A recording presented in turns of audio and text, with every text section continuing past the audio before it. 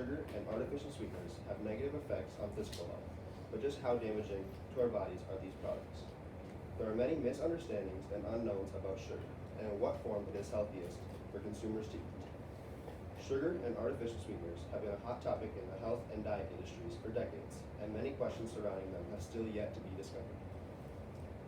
Sugar and sweet items have been a staple in diets dating back centuries, as people need sugar to survive. But how do sugars work in our bodies, and what makes them considered unhealthy? As explained by Bain et al. In Break Up with Sugar Once and for All, sugar is a carbohydrate. When we eat carbs, they are digested and broken down into glucose, which serves as the preferred energy source for cells throughout the body. If your glucose levels drop too low, that can hinder your brain power, cause fatigue, and even make you shaky.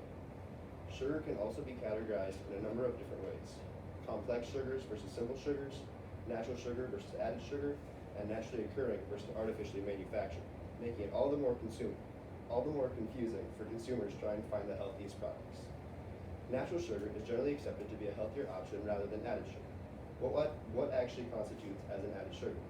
Once again, Bain et al. Has that covered.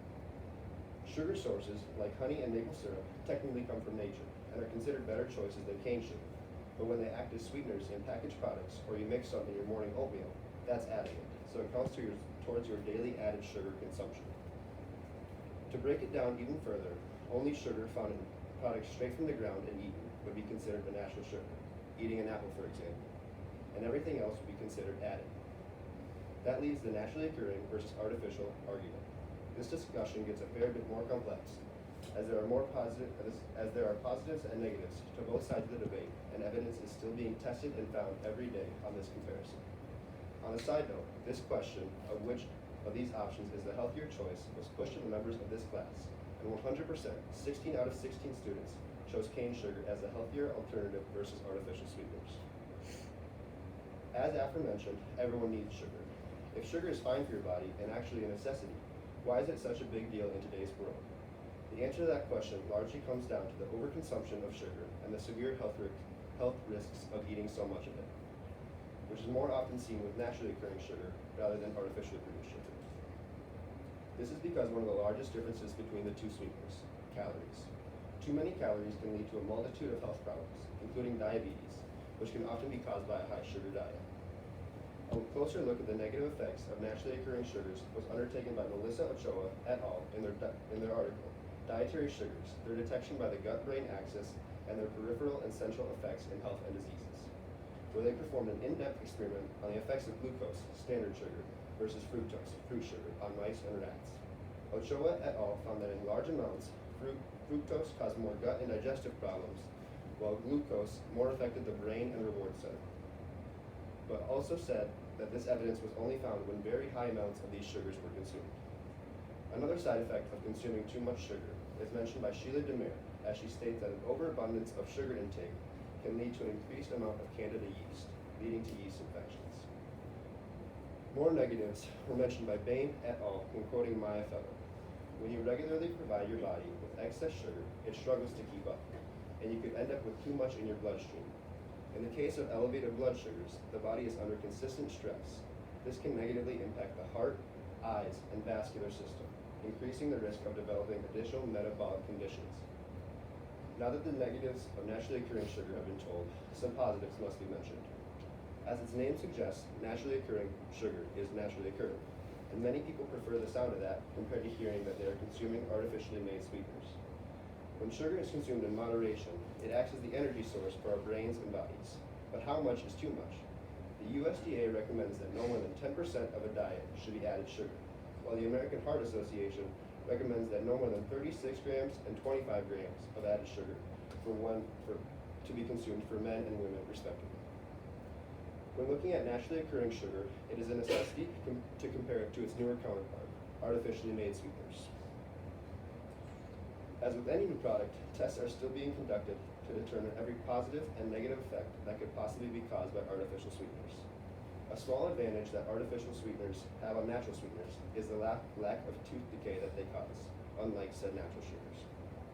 But not all artificial sweeteners are the same. Some are very new or just now being studied, and some have been in production for decades, such as saccharin, popularized by Sweet Vanilla.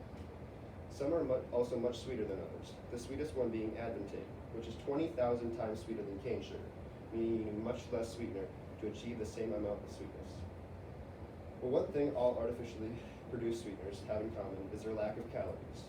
In contrast to its natural counterparts, most artificial sweeteners have 0 calories and a much smaller carbohydrate count than regular sugar. This can be a large factor for people with diabetes or weight issues, as they won't be gaining calories from the sugar. But what has been studied in great amounts recently is why people on a more artificial sweetener intensive diet versus natural are still gaining significant amounts of weight. This answer can be found in the article, Popular Artificial Sugar-Free Sweetener Can Increase Hunger. It found that the lack of calories in the artificial sweeteners doesn't cause the same reaction in the part of the brain responsible for sending out signals that your body is full as natural sugars do, causing you to eat more than you need. This added consumption can have numerous side effects, like diabetes and heart issues. Along with that, Sheila Rogers said that popular chemically derived sweeteners were found to actually be toxic to healthy digestive gut microbes, or the bacteria in your stomach, sometimes even leading to a glucose intolerance in humans. Rachel Ehrenberg concluded similar findings in her article titled, Sweeteners May Tip Scales Towards Diabetes, saying that instead of artificial sweeteners passing through the body without harm, saccharin, the sweetener tested, negatively affected the rodent's glucose metabolism for the mice being fed saccharin water, but the mice being fed glucose water did not struggle from this. When looking at the positives and negatives of artificial sweeteners and naturally occurring sugars, there's a lot to take in and ponder what the best options truly are, as both sides of this debate have appealing arguments. This debate about the best sugar for our diets has been a hot topic for decades. But as more artificial sweeteners are created and companies continue to advertise their brands, more information must be collected through experiments to determine what the true healthiest type of sweetener is for our health. To conclude, there is no right answer to this argument, as more information is collected every day. For now, it is up to the public to make the best choices for themselves as the natural versus artificial sugar debate rages on. Thank you for listening to my speech.